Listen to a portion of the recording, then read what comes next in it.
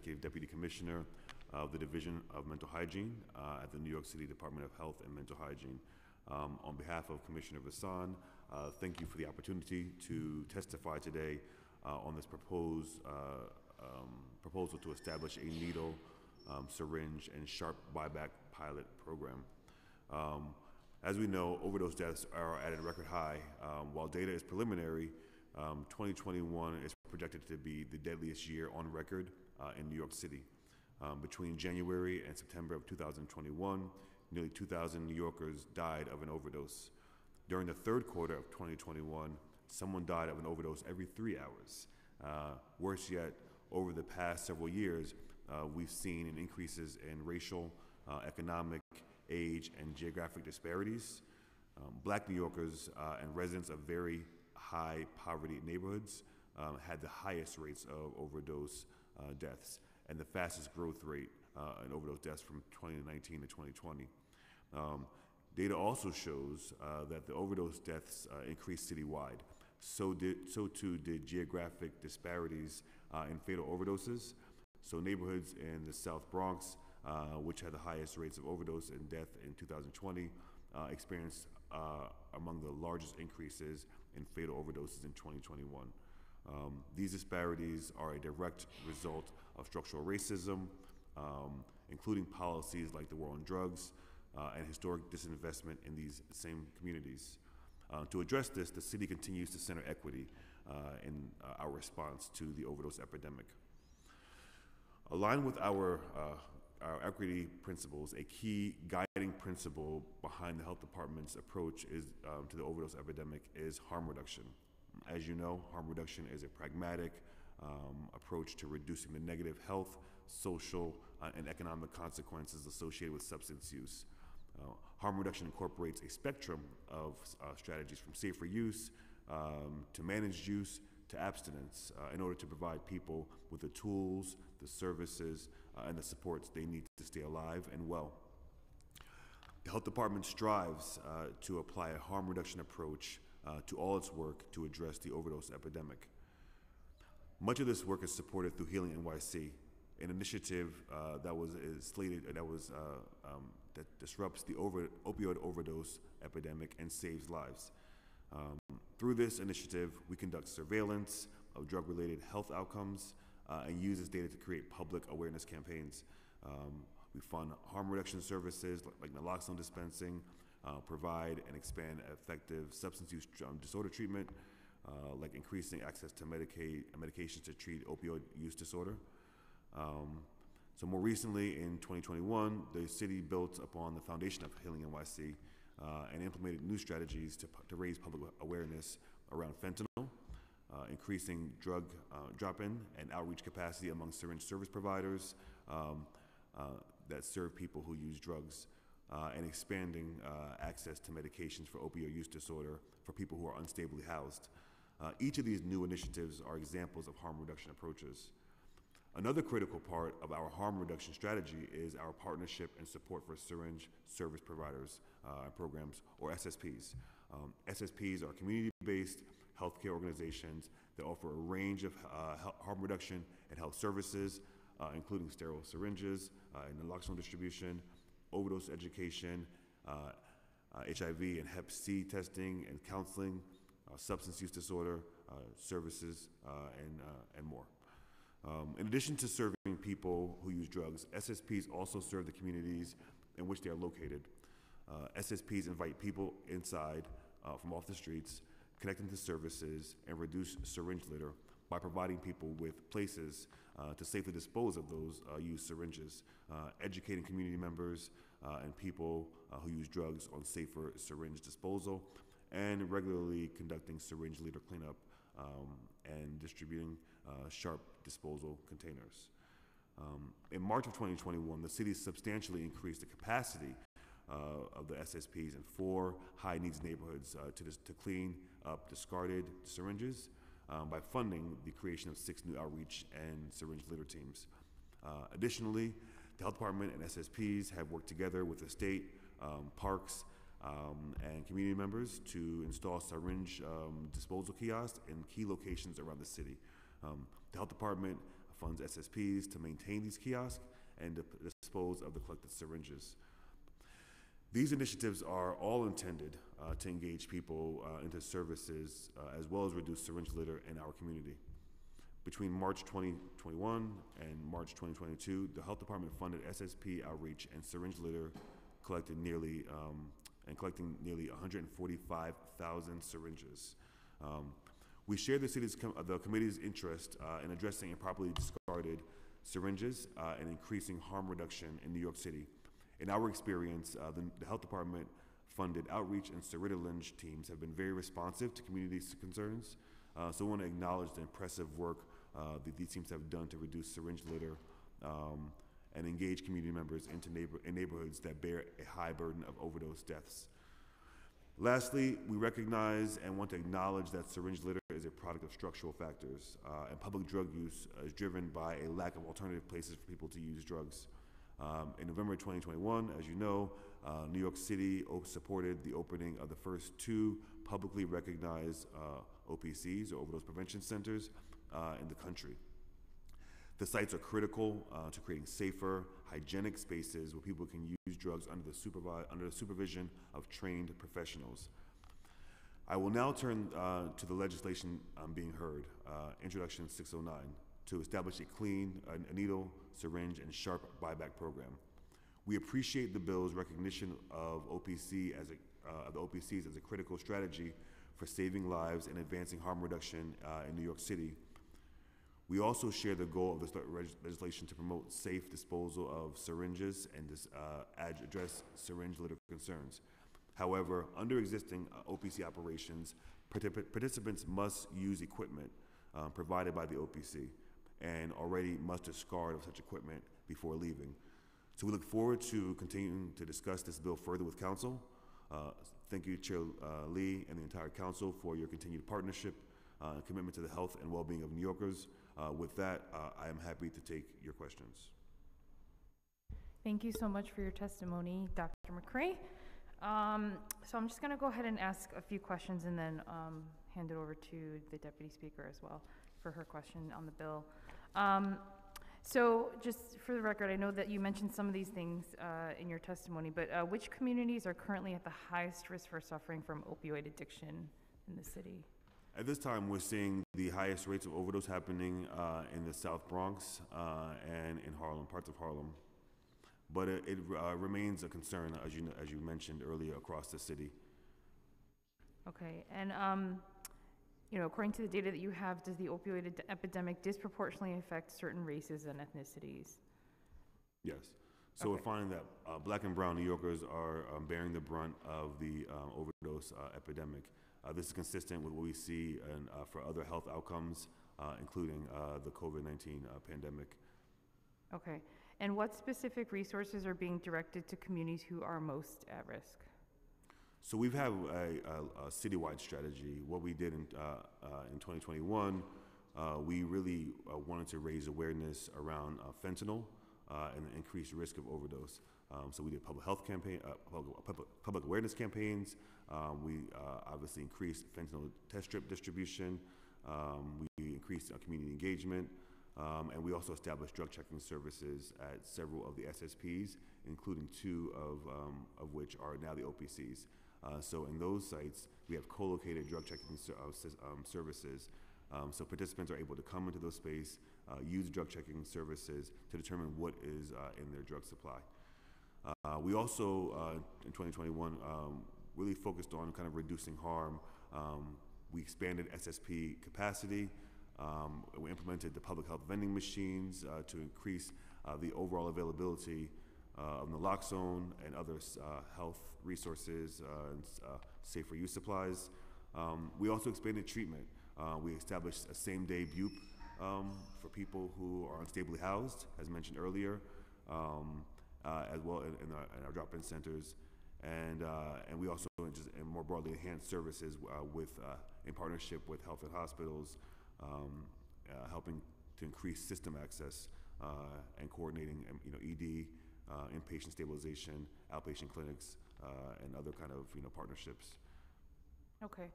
And this is just in knowing the work and the community and the diversity of New York City and all the language and cultural differences that are out there. But because I would be curious to see also how the concentration of certain communities that are most at risk would change or not change, depending on if you look at the hard-to-reach communities that don't necessarily come forward with a lot of these issues. So I know that in my district, for example, we have 45% Asian American, multiple languages that are spoken. And so just out of curiosity, I know we've had sort of conversations about this informally, but are there plans with the DOHMH to sort of have any outreach efforts? And I say this because I just met with also, for example, the Baharian Jewish community members, Asian American community members, who are talking about, from a narrative perspective, how these issues are very pervasive in their community, but they're not, there's so much stigma, which we all know exists in all communities, but they're not coming forward and talking about this, and so therefore a lot of them don't know where to go for resources. So just out of curiosity, are there formal plans to work with different community-based organizations to address some of these communities? Yeah, in a formal way, I guess, I don't know. So we're open to, we're always trying to get out there and speak with community, connect, hear concerns, address concerns. So we're more than happy to kind of set up a process where we can kind of reach those communities. We do understand that several communities do get a lot of attention, but we are continuing to kind of talk to communities, kind of get an idea about what are their needs, and then responding accordingly. As you know, this is such a large problem, and all the different community meetings I go to, there's concerns around syringe litter. So it's something that we take very seriously. But it's also something that multiple agencies are kind of working on together, right? We have parks, we have PD, DOHMH, even DHS. I mean, lots of different kind of entities are kind of trying to come together to really solve this very complex problem. Yeah, okay. And how many, I know you said that you mentioned in your testimony, there's 6 new syringe service programs, but what's the breakdown per borough, if you could give us that information across the 5 boroughs? I'm sorry, say that one more time? So for the syringe service programs, the SSPs, I know you mentioned that there's 6 new programs that are coming on board, so just if you could give us a breakdown by borough. I can get back to you on those. I know that, they're Satcher, so I think we have 1 in the Bronx. There are, and I can get back to that with the exact places, but they are spread across the city. So they're in Manhattan mostly and Bronx, but can get those numbers to you later. Okay, in total, so there's 6 new and how many? How many total are there? I'm sorry. 6, okay. And then are they concentrated in the areas that need them the most, or are they strategically more spread out, or how did you guys decide where to?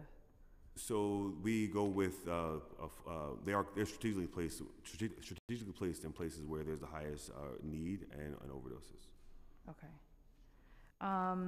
And transitioning a little bit over more to the OPCs, Overdose Prevention Center, On Point NYC, they reversed over 100 overdoses during the first 6 weeks of operation. And it seems like it's been a very effective, the 2 sites that we have been effective. And so just curious, are there plans to open more OPC locations in New York City? And if so, do you know where and when? So just for some updated numbers, between November 30th of 2021 and August 28th, 2022, the OPCs have been used approximately 33,409 times by 1,633 unique individuals, and there have been 462 overdoses that have been averted. We've mentioned we definitely want to see OPCs as a citywide strategy. At this time, we have 2. There are no concrete plans to open up another one at this time, but we would like to see this as a broader strategy that's across the entire city. What are the barriers for expanding? So I know that you just said there are no plans, but what are the barriers in terms of, what's preventing you from expanding? So we were very careful. I would kind of talk about 2 lines of this. We were very careful in selecting providers who were ready to go, who had the ability, the bandwidth, the experience to implement an OPC or OPC services. So where we want to make sure that all providers who are interested in opening an OPC have the ability to do so, logistically, operationally, and have the experience of that would set them up for success. I think another piece, as you're well aware, is that as the city, we can fund the kind of drop-in services, but we do not fund services in the OPC room or area. So I think some of the kind of challenges might be just how to fund these services. As you know, we're just not authorized to use funds to fund the city funds to fund the OPC services. Okay. Just want to take a second to recognize we've been joined by Councilmember Darlene Neely. Thanks for joining us. Please. Okay, and so those are the challenges around in terms of opening new sites, but are there current plans to extend the OPC's hour of operation? Because I know that some of that conversation I've heard would be, welcome, at least by the folks running it, but from your perspective, is there a plan to expand the hours? We look forward to and would love to expand the hours for the OPC and the SSP for 24/7. Obviously, as I mentioned, funding is a challenge with the OPC portion of it, but our plan is to eventually ramp up to 24/7 for the SSP services. Yeah, I was going to ask. So, what if they were just for the two sites, for example, if they were to be 24/7, how much of an increase do you estimate in terms of budgets? Like, what is it at now versus how much more we would need to? Because obviously, it's staffing, capacity, all that stuff. So, if you have a I do not. I don't have a figure on me at this time, but I can get that to you. And then I know that you're collecting a lot of data on the OPCs, and if you could just explain to us what metrics, what data that you're collecting. So as mentioned, we are collecting data on the number of uses, unique individuals, overdoses averted, but the provider also has a rich database or set of data that they're looking at around connections to care within the OPC, within the OPC center, which includes the other kind of broader services.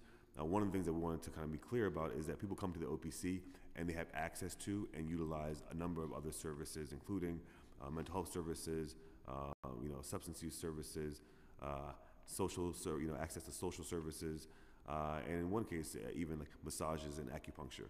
And so there's the ability to connect to all different kinds of services. Good. Yeah, I saw it.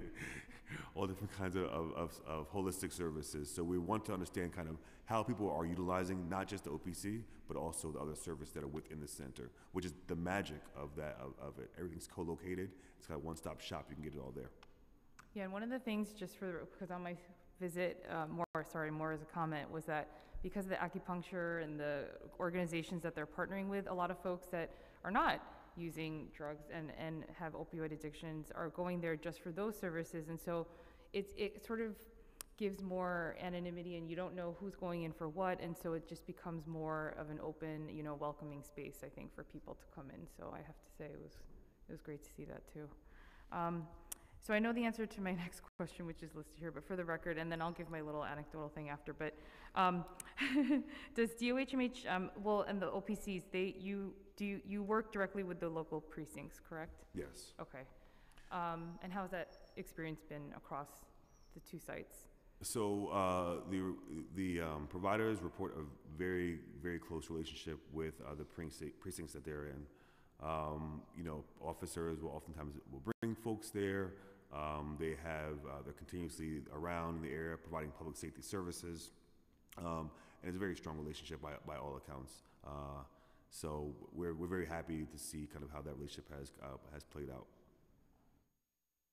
Thank you. And when we spoke to the program director last week, one of the things that he said was the most successful that he felt was the fact that they had built such a trusted relationship with the local precinct. And it's funny because as we were doing the tour, we went downstairs and the community affairs officers had brought there was a new recruit there, and they were really just saying this is the place, you need to build relationships. They were talking to a lot of the folks that come in, they were talking to the staff, and it was just actually really great to see that dynamic. So that was one of the things he said he was the most proud of in terms of their successes, which was great to see.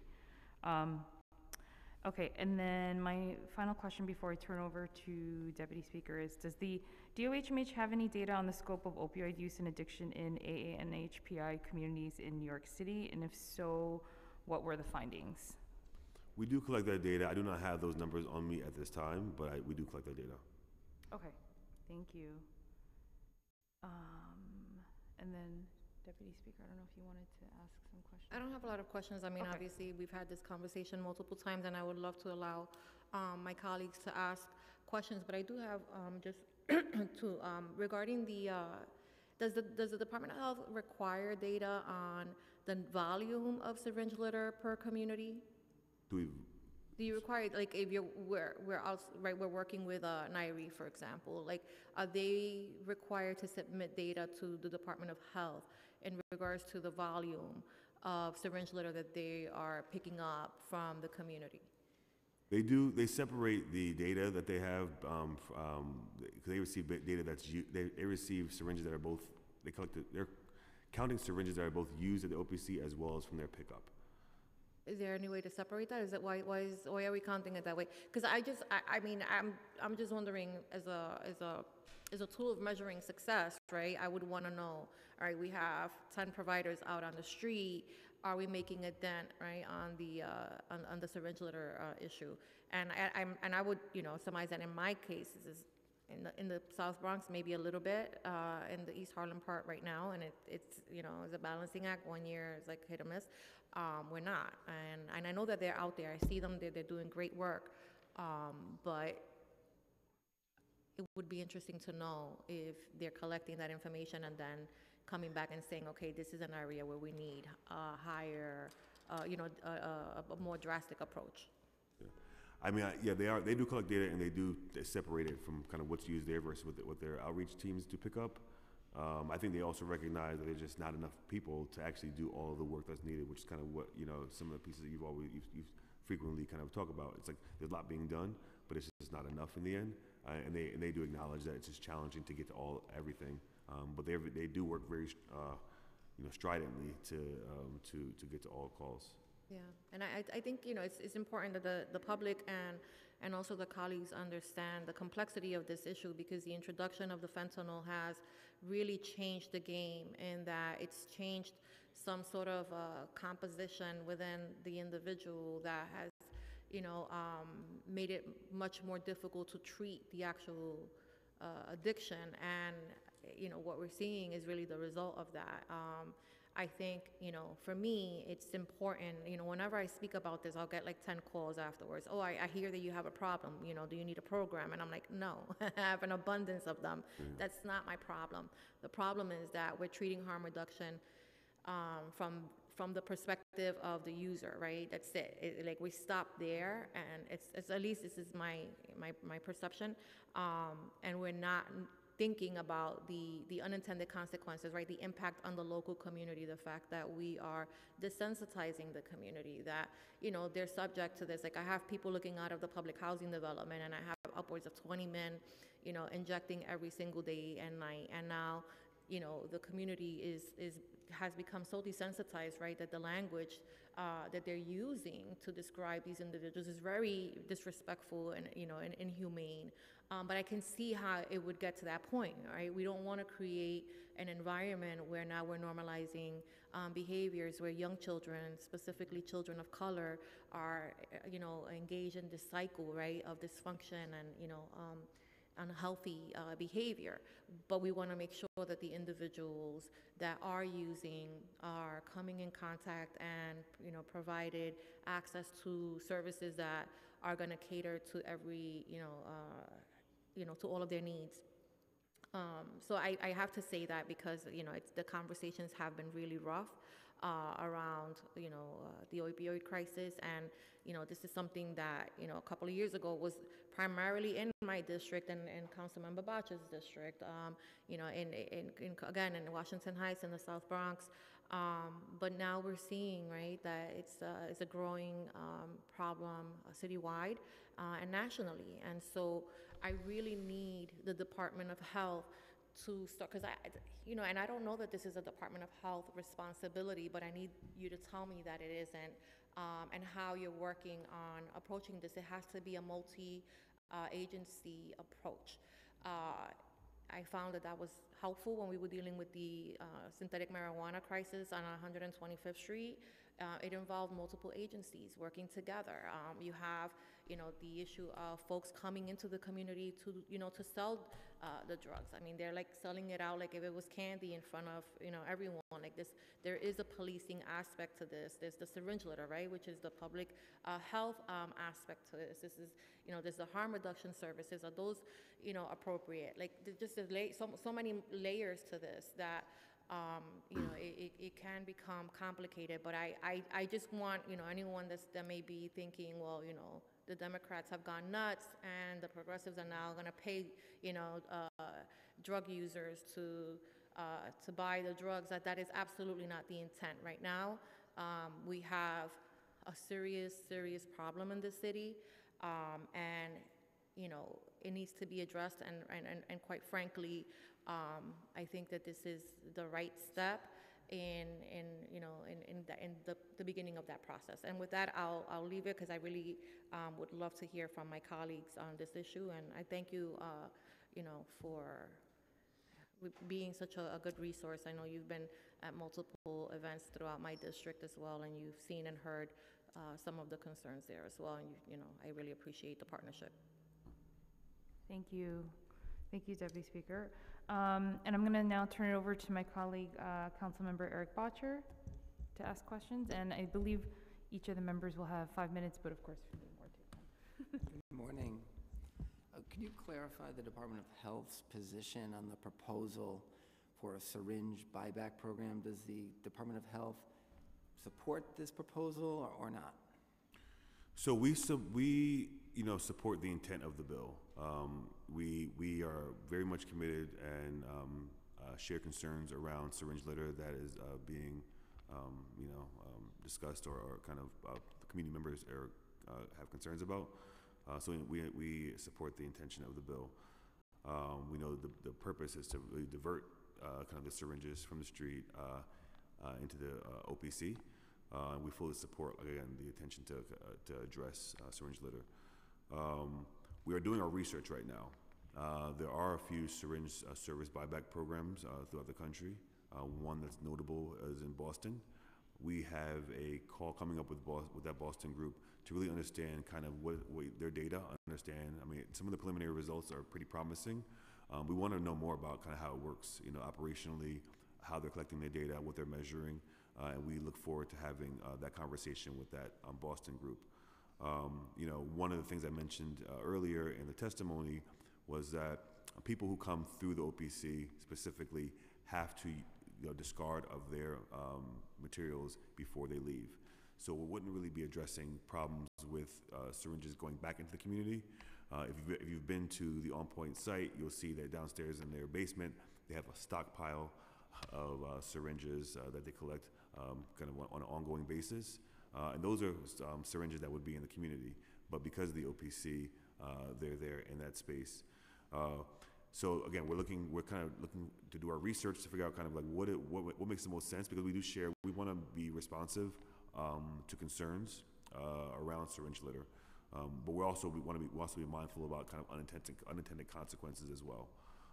So some of the kind of unintended consequences that we've talked about, that we've kind of heard from other providers, community members, and doing our own research, were things around like, you know, people inappropriately removing syringes from a disposal kiosk, you know, taking syringes and returning them for profit, and also safety concerns around the handling of syringes by people who are not trained. Those are just a few, and we want to kind of continue to do the research to figure out what makes the most sense, because we want to be responsive and work with folks, work with everyone here and the city to really, you know, to address the challenges. Thank you. Could you provide a timeline at which we can expect to hear from the department about the position that you've arrived at? Well, we look forward to, even after this meeting, to really being able to engage the deputy speaker, other folks on the council, to really and once we speak to Boston and other municipalities, to really hone in and really craft a bill that really makes sense and that really would be effective to address the real concerns that we have. Thank you. What should residents do when they encounter needles on the street, syringes on the street? Who should they call? So our syringe service providers do syringe pickup. So, for example, you're in East Harlem, you're on 125th Street in Lex, it's very close to the OPC. You can call On Point, and they have a team that will go out and pick up these syringes, whether it's one syringe or 1,000 syringes within hours. But for your everyday resident who might not be familiar with what service providers are in the neighborhood, should they call 311? Who should they call? 311 would be the place to call, yes. And when a resident calls 311, let's just pick the intersection of 42nd and 8th, right? You find a needle in a tree bed, call 311. To whom is that call routed to get that needle picked up? Sanitation. Sanitation. Sanitation. I'm not so sure that that's true. Goes to sanitation. It's supposed to go to sanitation. I did call 311. I had a whole bag of syringes in front of my office. They told me to call tomorrow morning. I said, your employee's gonna be picking up these syringes. People were opening up the bags and started taking them. And it's a different program that come pick them up. I can't remember the name of it now, but it was a whole, I had to stay there 2 hours for a different department in the sanitation to pick up the syringes. So we should know, I'll find out. Yeah, what Councilmember Mealy is, just for the record, Councilmember Mealy is sharing what experience we've had in our office, that there is not a very good system to get syringes picked up. Do you communicate, does the Department of Health communicate with 311, the Department of Sanitation, about syringe disposal in areas that are not around an OPC? We do regularly communicate with Department of Sanitation and Parks. I think what you're raising is a very good point around education, how you educate the public about how to access these, right? And making sure that we're clear and consistent across everyone here, that everyone's clear. So we'll look into that, but we should probably provide some clear guidance for folks. Education is always key, letting people know how to access the services. But your answer is that the Department of Sanitation comes to pick up those syringes. We will get back to you on that. Okay. I think this would be a great topic for future conversation, near future conversation. The flow. Because people are encountering syringes in greater and greater numbers, and needless to say, it's a big concern. People don't know what to do, and they aren't having much luck with the Department of Sanitation. I don't think that many people in the Department of Sanitation think that they're responsible for. Well, there is a small unit within the Department of Sanitation. We actually help fund it through city budget. We, under Catherine Garcia, we received additional resources to expand it. It's a very small unit, but you have to call 311. They don't come right away. It can take up to 24 hours before they get there, which is the whole point of the bill, right? Is that we're using, I think, this is actually a more cost-effective way of doing this because right now we're using multiple, agencies and groups to collect the syringe, so there's not a lot of synergy between them. And we're paying out a lot of money to do this and not do it well. So. Thank you. Thank you. And next I want to call on Councilmember Caban. Yes. Yeah, for the stream, I think. Thank you so much.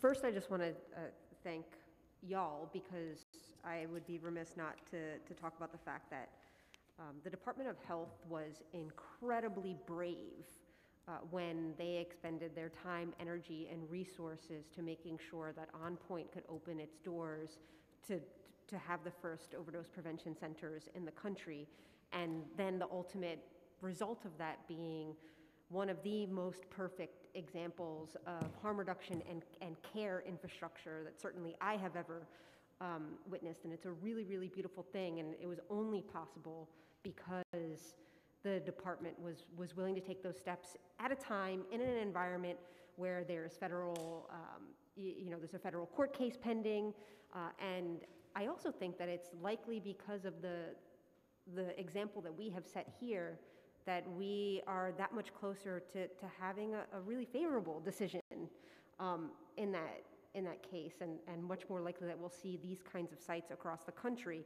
And so I want to name that bravery then when we talk about this legislation in terms of like doing whatever it takes to save lives, to keep people safe, and then follow up with some questions. I'm glad that y'all are connecting with folks in Boston and other places. I'm wondering if, I know that you said you're going to meet with them, but at this juncture, do you have information you could put on the record about the success of the programs in those other places, what kinds of results they're getting, and also how they are intentionally overlaying buyback programs with other strategies that exist in their jurisdiction? So that's one of my questions. And then to be responsive to some of the things that you talked about in your exchange with Councilmember Bottcher and some concerns, we know that the data and the research shows that the people don't travel to OPCs, right? There's a pretty much general catchment area. They're not coming from other neighborhoods to come in. And so in order to kind of like get to the folks who, aren't coming in to use in an OPC, aren't, bringing their syringes in for an exchange, do you think it's appropriate to have more buyback, more exchange sites where buybacks could take place outside of the OPCs? Like, do you see that as an avenue? How many syringe exchanges do we even have across the city? Do you identify a need for more of those sites, whether they're kiosks, whether they're mobile, whether they're brick and mortar, and if that would be helpful here? Those are just some of my questions. Sorry, I'll stop there. All right. That's fine. So we're also very excited about kind of a lot of the synergy that's happening across the country, around OPCs.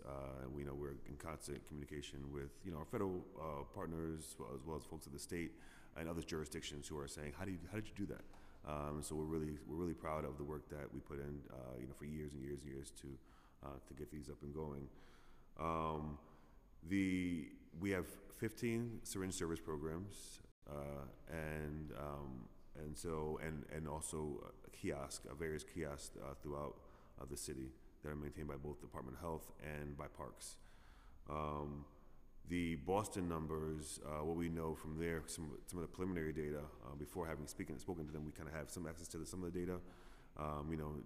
Since it started in December of 2020, what they were doing is basically giving people 20 cents per needle with a maximum of $100, $10 per day.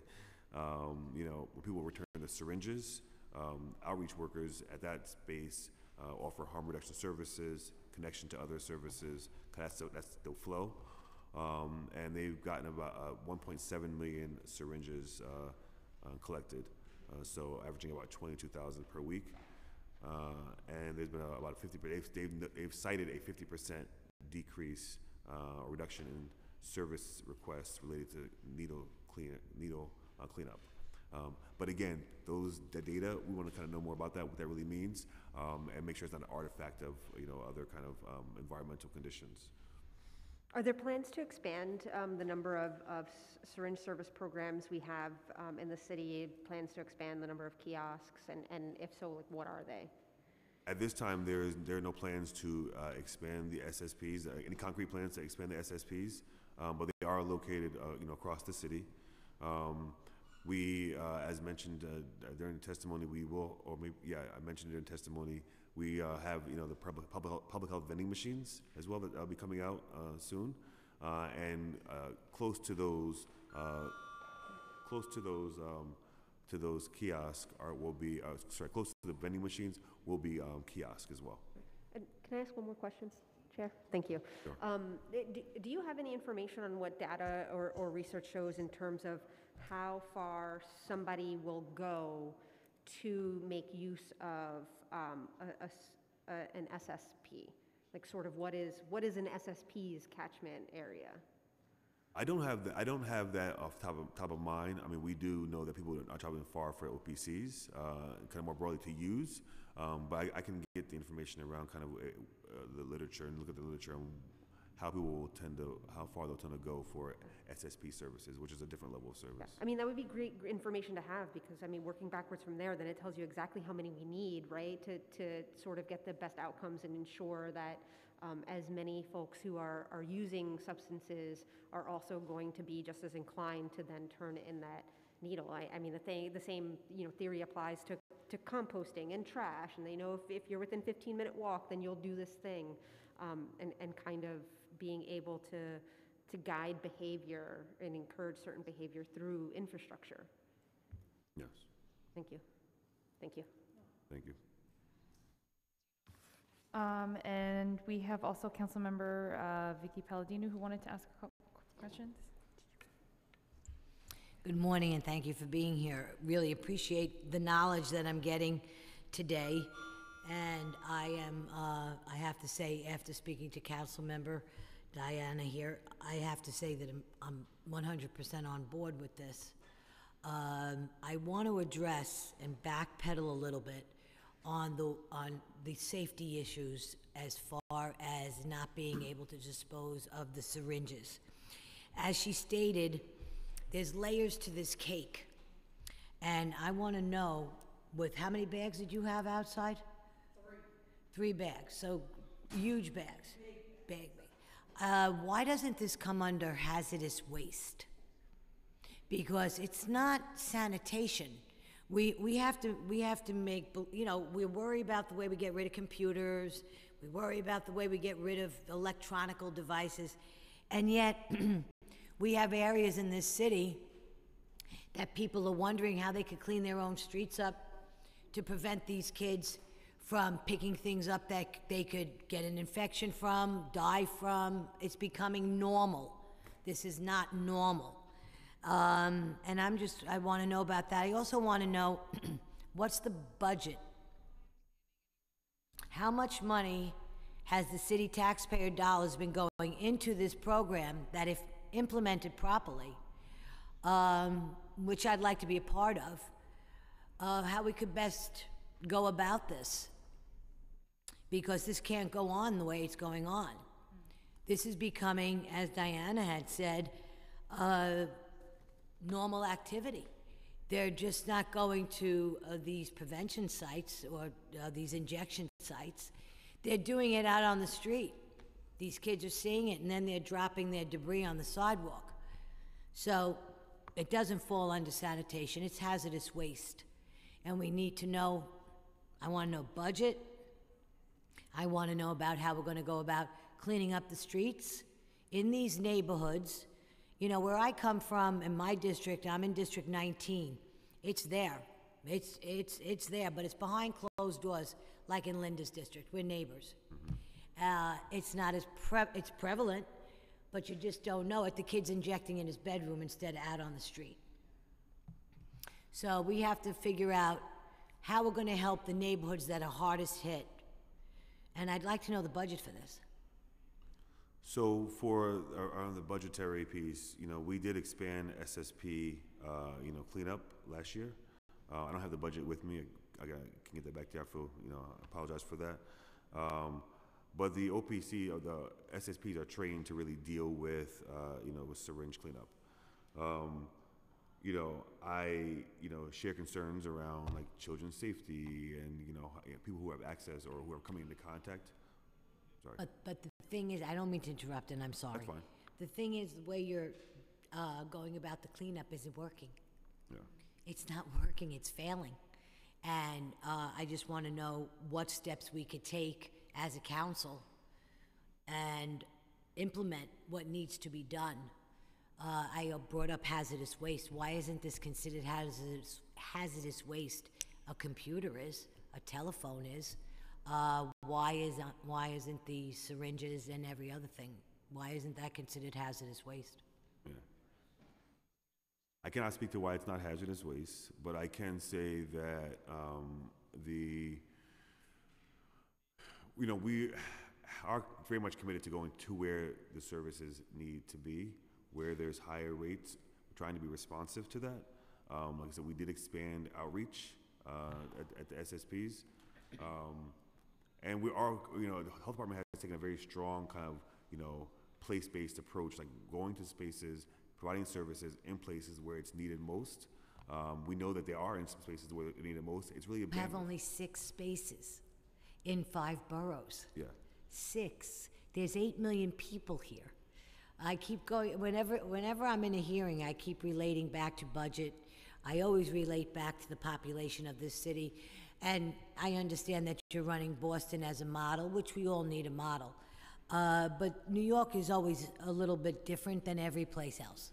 Yeah. So we need to take that model, expand on that model, but most important, make it work.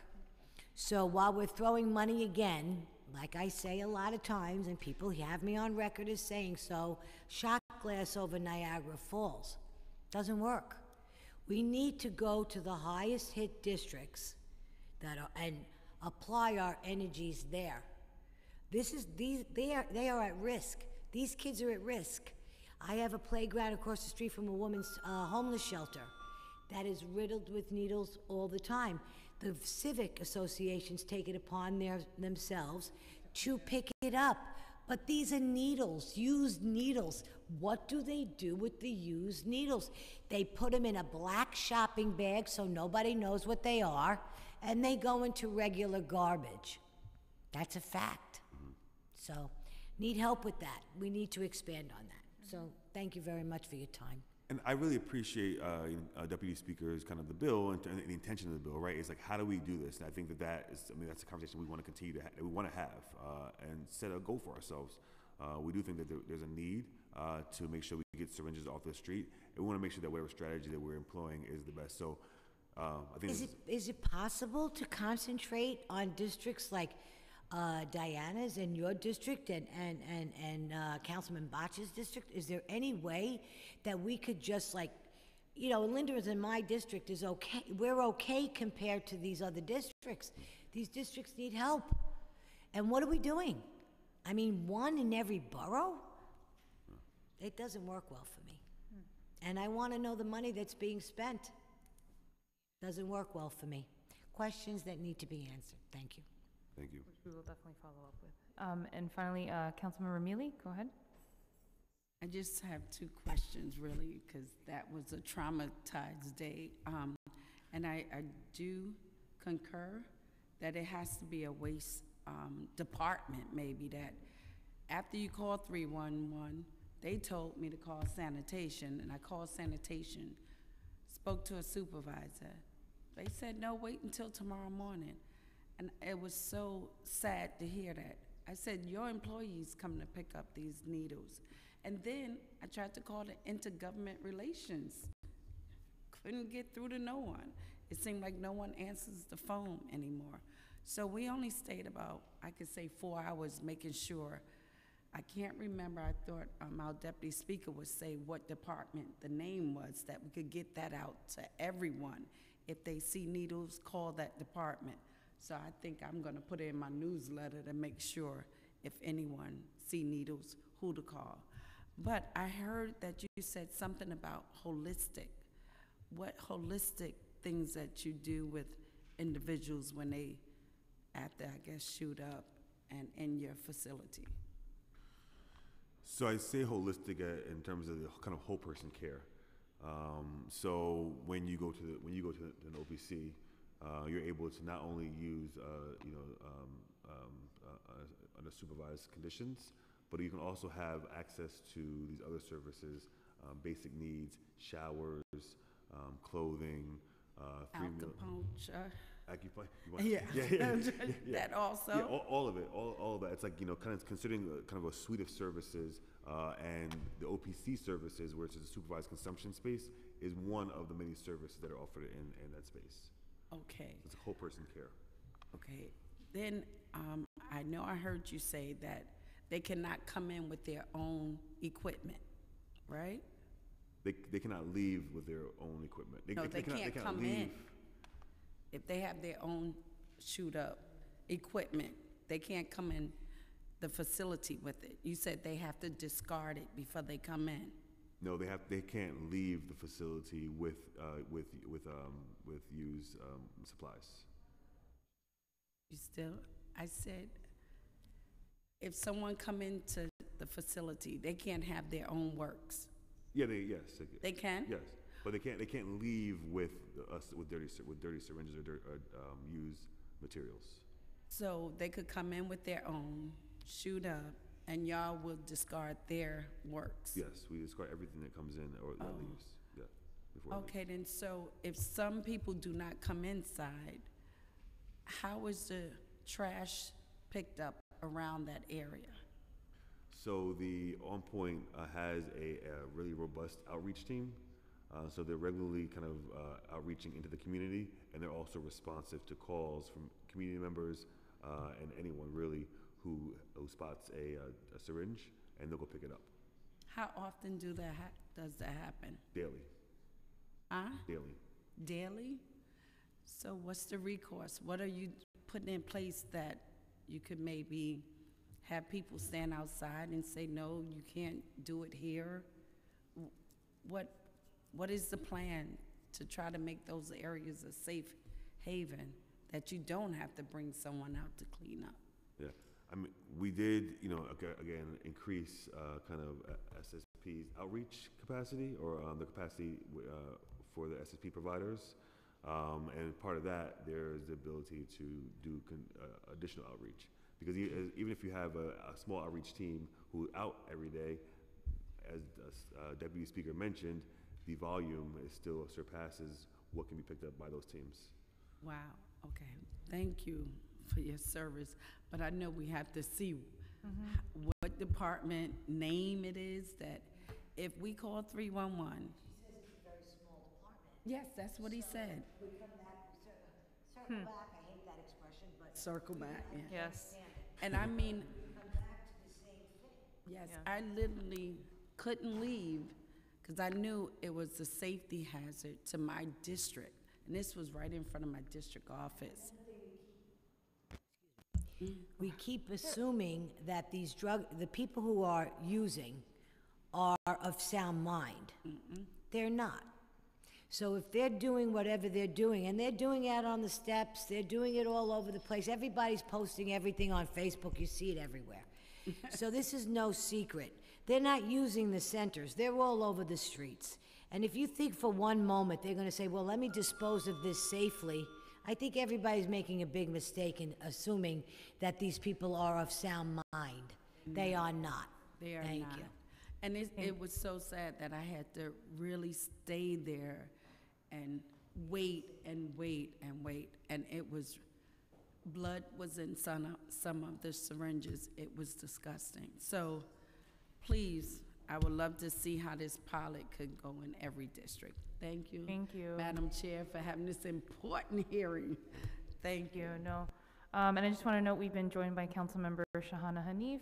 Not to put you on the spot, but others have asked their questions, and so I know you just walked in, but if you had any questions in relation to the bill that you had wanted to ask, I just wanted to give you the time to. Thank you so much. I don't have any questions right now. Great. So thank you so much, Dr. McCray, for being here with us today. I just want to thank you so much for just providing us more information, and we look forward, obviously, to ways to partnering with you.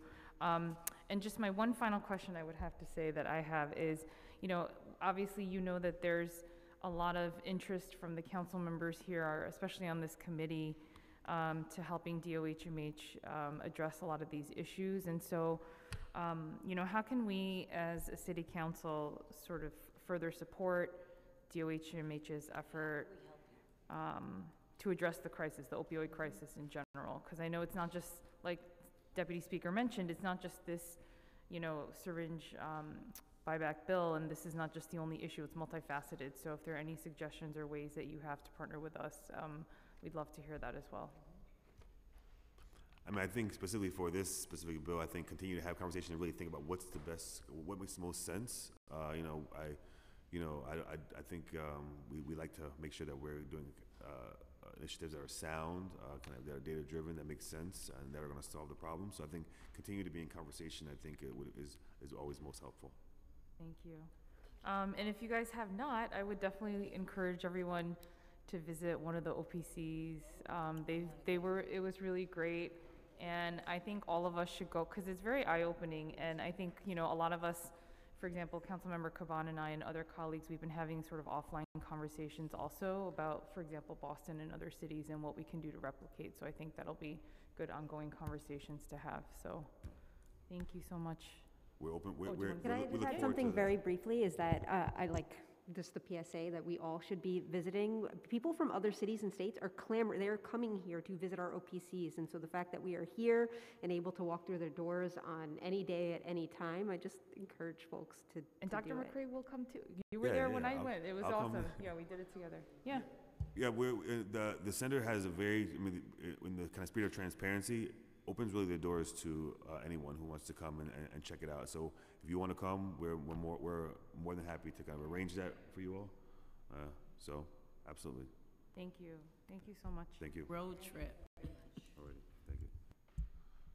Okay, I believe at this time that concludes the admin testimony, if I'm not mistaken. Yes. Thank you very much. We appreciate you coming. Yeah. At this time, I will be reaching out to members of the public who have joined us on Zoom. I will call your name, and at that time, please know that you will be limited to 2 minutes of testimony. There may be a few seconds delay when you're unmuted so that we can hear you, and please wait for the Sergeant-at-Arms to announce that you may begin before starting your testimony. With that, I will go ahead and call our first panelist, Sarah Noda. Hi, this is Sarah Noda. First, I would like to thank Councilmember Ayala for her effort to try to reduce the syringe litter and for her work to address the opioid crisis here in East Harlem. I'm a very concerned East Harlem resident, and I'm a mom to 3 children. Every single day, my 3 children see people shooting up on the sidewalk on their walk to school, and I can attest to what a problem this is. At this point, honestly, I'm just about willing to try anything to address the needle litter in the community. The idea of creating a buyback program may have the potential to address the syringe litter, but after reading through the actual bill, unfortunately, this bill does not include needles that are used outside of the OPC facilities as it is written right now. And as we just heard Dr. Michael Cray of DOHMH testify, the people who utilize the needles and other equipment inside the OPCs currently use the equipment that's provided there, and they already discard that equipment inside the OPC facility. If you read through this bill, in section 1, it specifically states that this program is for individuals who use the syringe for purpose of drug consumption in a facility operated by the OPCs, and then they deposit that syringe or sharp at the same facility after use. But this behavior is already happening, as many of the OPCs at multiple community hearings have testified. No equipment leaves their location. And if you continue on, the bill was written in this way since it doesn't really address what's on our streets. If you look at the very last section of this bill, so section 3D, Time has expired. I'm sorry? Time has expired. May I continue? I know there's not that many people here, and this is a very passionate point for me, as I live this every single day, and my children live this every single day. And we really do need something to address what's going on here. Thank you. In Section 3D, the bill explicitly states that only after a year would Department of Health be able to establish a permanent needle buyback program, and only after that year of it being in effect would they decide if they would expand and how they would expand, and if that expansion would include the authorization to buy back needles, syringes, or sharps that are used outside, used in a location, quote, other than an overdose prevention facility.